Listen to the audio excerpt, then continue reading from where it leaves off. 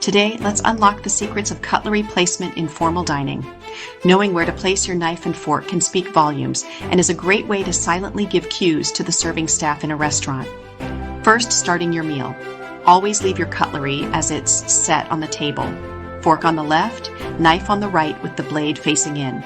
Wait until everyone is served or the host gives the go-ahead to begin eating. Then you can pick up your silverware. Next, resting during your meal. In America, we tend to place our knives across the top of our plate, which is fine and completely acceptable.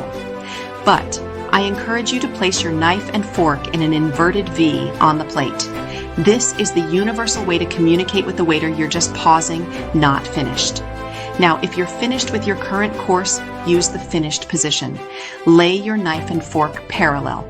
This signals to the server that you're done and they can clear your plate. During a multi-course meal, use the same finished position to show you're ready for the next dish.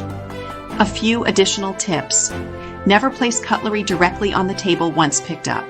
Handle it with care and refrain from tapping or scraping it across plates to help maintain a calm and pleasant dining atmosphere. There you have it. Master these cutlery placements and you'll dine with confidence and grace. Bon appétit.